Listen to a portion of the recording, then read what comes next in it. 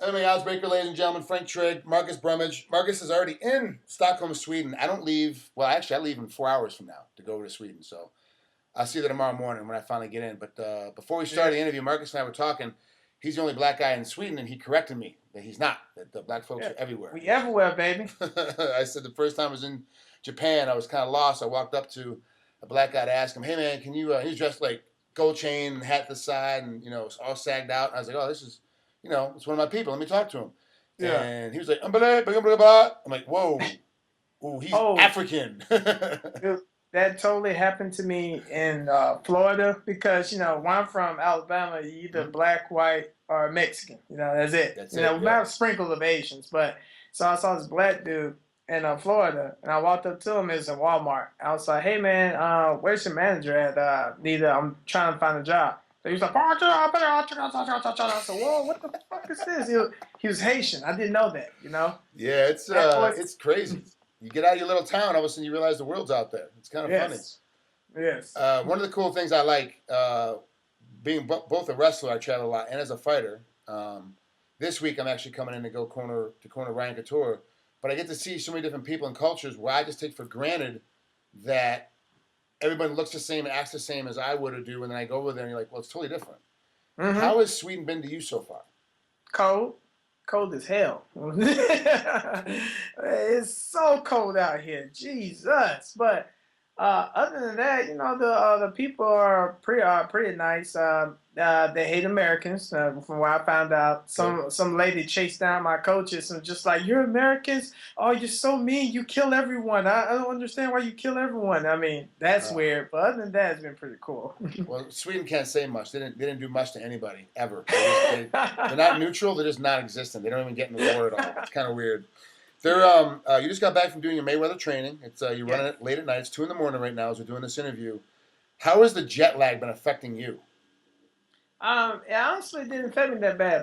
When I got over here, it was 5 hours ahead, and now they're 6 hours ahead because they finally, I think they went up an hour, so it's just 6 hours ahead. But the time difference didn't bother me at all. The first day was a mother though. Like I was talking to a girl, and I was like kind of nodding off when she was talking to me and stuff like that. So other than that first day, I'm good to go now. Yeah, did you land in the morning or land at night the first time that you got the first day? I landed 7 a.m. and for some reason I could not sleep on the plane ride over there. So I was up for 7 hours, and then as soon as I touched down, it was 7 a.m. and you can't go to sleep. So I had to stay up, do all type of stuff until like 6, 7 o'clock at night. Then I was able to go to sleep. Yeah, we land tomorrow night, 8 p.m. So our deal's not gonna be that bad. When we get there, and we've only got to, we'll get there, check in the hotel, grab our workout gear, go to the workout rooms, do a quick workout, go upstairs, shower, eat if we're hungry, eat if or not eat, and go to bed. That's it. So we're actually, it ended up working out better for us than what we thought. We were originally trying to go over there like Thursday or Friday last week. And we're like, no, it's really not enough time to get acclimated. Because for us, you're on the East Coast. We're on the West Coast. So your 6 hour time difference is 9 hour time difference for us. Like we're really, that's almost a full half day. That's like 9, then 10 hour difference, man. Yeah, we're screwed up. So we decided it actually ends up working out better for us coming in late. So we won't have that much jet lag. We'll be fine. It's coming home where we'll get beat up. When we come back to Vegas, when we get killed. Well, let's move on and talk about Conor McGregor. Break him down from what you see and from what you know of him as a fighter. As a fighter, he has pretty nice footwork. He has pretty good striking. Jiu-jitsu, he's a purple belt. So those things put together, he makes a very good adversary. But at the same time, he's a shit talker, and most of his opponents are scared shitless before they even get in the ring. Like, I seen Wood less petrified. Seriously. Wow. And that's one of the things that he kind of gets away with. He's 12-2, you're 6-1. But like I say, if the UFC has given you a contract to fight, your record doesn't really mean anything. Because, I said this. I was the first to admit this. Go back 7-8 years ago, I thought Anderson Silva should retire. Because he just got scissor heel hooked by Rio Chonin. He wasn't doing very well fighting. He didn't seem like he had any passion for it. And I was like, man, he's such a good guy, such a nice guy, such a sweet man. He's going to coaching. Let's shoot box and go on and coach some more and shoot the box, because back then he was still working with shooter box. And look at him now; he's pound for pound the best fighter in the world. So Yes. you can't look at a man's record and when he's fighting the UFC and go, "Oh, this, he's good, he's bad, whatever." You can't really look at that space. He has more experience than you because he's 12-2 versus you're 6-1. But I think you face the tougher competition. Thank you. Thank you for acknowledging that, Frank Trigg. You don't know how much that means to me. Like, I could go back to Sweet Home Alabama, State Fairgrounds, get some bombs, put all my cousins in the stand, and whip his ass too. You know what I'm saying? Yeah. I could do that, but dude, I was fighting I fought ex-Bellator winners. I fought UFC vets. Like before I even got in the UFC, and I stopped both of them. You know what I'm saying? TKO both of them. And I've been fighting guys who I wasn't supposed to be fighting, who I didn't have a chance against, and I still beat them. Yeah, your only loss is to Joy Camacho, and that's back in Iron Ring in 2008. You haven't lost since 2008. Yeah. Hey, you know what? I have to tell you. I have to say this story. Like, I don't know if you remember me back in 2008. Oh yeah, I remember. You remember? Okay. Yeah. So I want to tell the fans the time I accidentally stalked you. It was a accidental stalking. Like, cause Charles McCarthy, Shoney McConnor, Shoney Carter, and you were like the first three people I ever met in the UFC. So when I saw you, I was like, oh shit, that's Frank Trigg, my Frank Trigg. And my coach was like, hey man, stop being gay, okay? Frank Trigg. I said, no, man, dude, he's right there, man. He's OG, he's gangster as hell, man. Come on, man. It's like, let's take a picture. It's like, Brimage, chill out, man. Like, you're becoming a fan. I'm like, but that's Frank Trigg. So, I woke up, I shook your hand like I pictured you. I did the whole fan thing, right? And then my coach was like, all right, stop, you being gay. It's being creepy. You're stalking him. I said, man, I ain't stalking him. So what happened was I was trying to find a bungo, and I forgot what room he told me he was in, but I knew the floor he was in. So I just went knocking on people's doors, and I made a mistake and knocked on your door, and I was just like, this is bad. Like, I didn't mean to stalk you. I don't know what to say. It was nice. I'm finna go. So, because I was so embarrassed that you opened the door, I was like, God, that's bad. You're like, oh, sorry, wrong room, and kind of bolted and walked away. I was like, all right, whatever. But I didn't want to be, because I was all on your nuts when I first met you. I was like, oh shit, and then now I knocked on your door. My coaches would have been like, you should have just went with it. Just should have said like, I knew I could find you. You would have got me on that one for sure. Oh, Jesus. All right, now you look at, I'm going to go back and look at your win over Maximo Blanco. The decision was split. It was really, really close. This is back in April of 2012. I think it was on the Jones-Evans card. That's right. You won that fight, but like I said, it was a very, very close decision. What if you had to go back in time and could do it all over again, what would you do differently to beat Maximo decisively instead of having to go to a split decision? Put more pressure to him, more controlled aggression, because the way Maximo fought me, he didn't fight nobody else like that. Like, when you looked at all his Sengoku fights and stuff, man, he was like dropping them. He was beating people's ass, knocking people out. And that's the same Maximo Blanco I was studying for. So when he was like backing up, shooting, I was like, oh, you're going to be gay like that? Okay. So, it just completely threw me off guard. If I would have trained for him like I do for wrestlers, it would be a completely different thing. But I went in there expecting a banger, and then he was a wrestler, and then that totally threw me off guard. So if I could change, I wish I would have trained more wrestling defense against him, which instead of me worrying about banging with him so much, because I honestly thought he was going to come back to bang. Who came with you to Sweden to corner you? Oh, my dog, Chris Conley. I hate to admit this, but we went on Maury, and he passed the DNA test. That's the father of my style. So, Chris Conley. And Tommy Elliott, Body by Tommy Elliott. He helps me bring sexy back to Sweden, you know what I'm saying? Oh, Jesus. Yeah. I talked to Dean Thomas about you a little bit. That's how we got reconnected, is through Dean. I was interviewing him for his Legacy Fighting Championship fight coming up here in a couple weeks, and I was talking to him, what makes American Top Team work so well? Because a lot of guys now, there's several camps now where people are just kind of, they're maintaining. They're not up, they're not down. Like right now, Jackson's camp is up, because Jones and GSP are there. And Yeah. TriStar is up because GSP did a lot of his training over there. But American Top Team doesn't rise or fall. It just kind of steadily stays at the top 90% of all the camps. And Dean says because it's really like it's a real big family. Like it's just like no matter what happens, something happens to you, someone will pick up your slack, your car breaks down, you're out of money, you need some food, you need whatever. Like everyone, even a guy you've only known 2 or 3 days, will come help you out. Does that always come from Labario? Is it from Labario and the rest of the coaches kind of made that happen, or was it just Labario that made that happen? Well, be honest with you, Master Laborio is the head. I mean, he, when he's in there, everyone gets in line, and that's cool. You need a hierarchy like that, Mm-hmm. and the rest of the coaches, they do as well. Everyone plays their part in a very good way. But Laborio's the head. I mean, he's a mad father figure. I mean, when I first came to American Top Team from Alabama, he was just like, oh, you got good stand up, and then he was just helping me out with my jiu-jitsu. He like handed me to Charles McCartney, Mm-hmm. and it just grew from there. So he saw where I was kind of lacking, and then he took it upon himself to make sure I could plug up that hole in my game. And like I said, it's just a big family. That's something your family would do. It's like, all right, man, you slacking here. I know a guy who's good at that, so I'm gonna put you on him. It's great. Who helps you come up with your game plan? Is the Master Labario sit down? Does he help you come up with the game plan, or is it some of the other coaches? Like what happens? And mostly that's Chris Conley from Spartan Fitness, my first coach.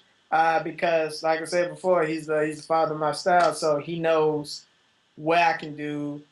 He knows where my holes at. He knows what I need to do to fix it. Mm-hmm. And what he does, he come up with a game plan, and then he comes down, and then he talks to the coaches at ATT, talks to my boxing coaches, talks to my jiu-jitsu coaches, and tell him what my opponent does and what he thinks I ought to do. And they all sit down and they go by, okay, I think you should do this. Okay, well, what about this? What about this? And then when he leaves, when I go see my coaches, the game plan's already implemented. So the coaches just follow the game plan and help me out with that.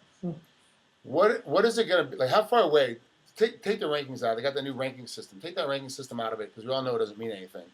How far away do you think are you away from being talked about being in the title hunt at 145? Be honest with you, I don't know because so many people talk so much shit about me.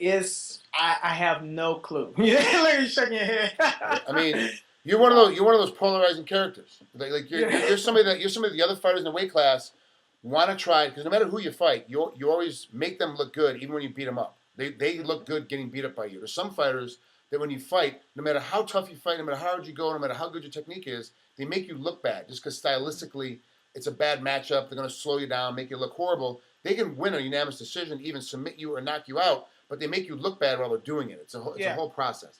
You make everyone look good when you fight them. No matter what happens, you make them look good. So a lot of people want to fight you because the shot of being seen and getting that next level getting blown up because you're going to make them look good is high potential. I think you're probably 3 or 4 significant wins away from getting into that title hunt. And the problem is with the injuries that have been happening, that could be within a year. Where before it would be, oh, you guys talking 4 or 5 fights.